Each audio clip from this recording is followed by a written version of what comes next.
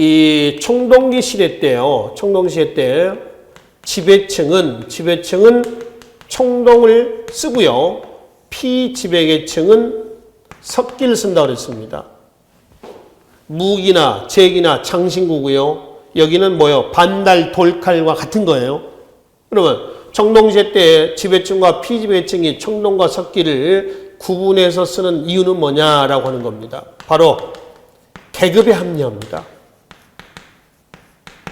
보세요. 모든 여인들이요. 모든 여성들이 전부 명품 백을 하나씩 들고 다닙니다. 그럼 그 명품이라는 그 가치가 없어지잖아요. 자, 모든 사람들이, 대한민국에 온 사람들이 한 5억, 6억짜리 무슨 스포츠카를 이런 걸 몰고 다니는 겁니다.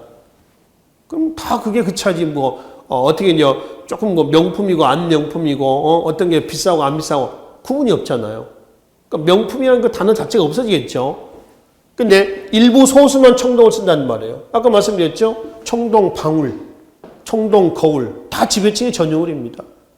그걸 쓰는 과정에서 그네들은 우리는 스스로 하늘의 선택을 받은, 그래서 니네는 우리를 뭐해라? 떠받들어라! 라고 하는 거죠. 그 계급의 합리화입니다. 그게 선민사상이란 말이에요. 그 계급의 합리화 속에서 지금 말씀드렸던 선민사상이 나오는데, 선민사상은 단순히 계급 합리화 속에서 나온 건 아니고요. 청동기 시대 때 문화를 우리는 큰 돌로 이루어졌다 그래서 거석 문화라고도 일합니다. 그러면 이 시대 때 거석 문화를 대표하는 것이 뭐가 있느냐? 고인돌, 그리고 선돌이 있습니다. 선돌. 선돌은 입석입니다. 돌이 세워지는 거죠. 경계석이란 말이에요. 이거 작은 돌 아니에요. 어마어마하게 큰 돌이거든요. 고인돌은 족장의 무덤이라고 그랬습니다. 유네스코 세계문화유산이기도 합니다.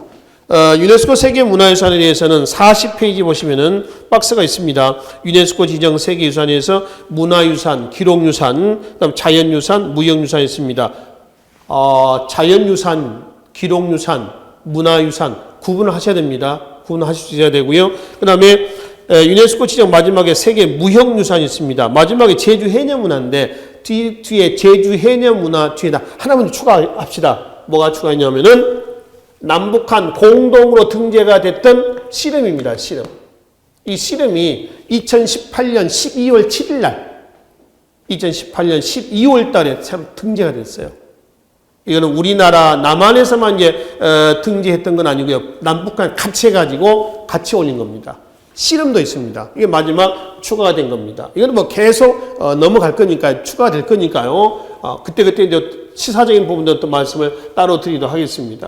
그래서 그중에 이제 고인돌 있죠. 고인돌은 유네스코 지정 세계 문화유산입니다. 문화유산은 부동산입니다. 움직일 수 없는 거예요. 그 자리에 있어야 됩니다. 근데 기록유산은 동산입니다. 움직여도 돼요. 자, 훈민정음 내지 승정원 일기를 부산으로 갔거나 제주도로 갔다 놓을 수도 있습니다. 그때서 값어치가 훼손되는 건 아니죠. 근데 창덕궁을 말이죠. 아니면 경주에 있는 불국사를 서울로 옮기고 제주도 옮기고 그러면은 그건 값어치, 보존성, 가치성 떨어지는 거죠. 그럴 수 없는 거예요. 그건 부동산입니다. 이게 문화유산이고, 그 다음에 기록유산은 동산입니다. 구분하시라는 얘기입니다. 그래서 이제 거성 문화와 계급의 합리화 속에서 뭐가 나온다? 선민사상이 나오고요. 이 선민사상을 토대로 해가지고 바로 단군 신화가 그대로 만들어집니다. 그 단군 신화를 토대로 해서 성립된 우리나라 최초의 국가를 뭐란다? 고조선이란다. 그렇죠? 그러니까 단군 신화의 선민사상이 그대로 내재가 되어 있습니다. 예를 들어서 고조선의 단군 신화 그러면은 단군 신화 내용은 굳이 여기서 따로 말씀을 안 드려도 되겠죠. 곰, 호랑이, 어떻게 동굴에서 20일간 쑥 마늘 어찌고 해서 결국 호랑이는 뛰쳐나가고 곰은 여자가 됐다. 그 웅녀하고 이제 혼인해가지고 단군을 낳았다. 이런 얘기들 아닙니까? 이 얘기는 여러분들이 초등학교 아니면 유치원 때부터 들었던 얘기일 겁니다. 43페이지 보시면은, 43쪽인가? 단군 신화 내용이, 예, 그쵸. 42쪽이네요. 42쪽에 보시면은 단군 신화의 내용과 의미에 대한 얘기가 있습니다. 그럼 참고해 보시면 되고요. 그 중에 몇 개만요 보자는 얘기입니다. 홍익인간 나옵니다. 제세이화라고 하는 것도 나옵니다. 그 다음에 토템신앙 나옵니다. 지금 나왔던 호랑이라든가 그 다음에 곰이라든가 이게 나오죠. 널리 인간을 이렇게 한다는 겁니다. 이게 홍익인간이라고 그래요. 모든 인간을 늘 이렇게 한다는 건 아니고요. 지배자입니다. 지배자. 모든 세상을 이롭게 교환한다는 거죠. 제세이와 누구 좋게? 지배층 좋게. 토템 신앙에 호랑이 곰이 나옵니다. 호랑이는 결국은 탈출합니다. 곰은 무던하게 견뎌서 37일 만에 21일 만에 사람이 됐다. 웅녀가 됐다. 여자가 됐다. 이런 얘기입니다. 굳이 그럼 호랑이를 여기다 집어넣을 필요가 있었을까요? 집어넣음으로 인해서 상대적인 거죠. 곰처럼 지배자의 말에 순응하고 복종하라는 겁니다.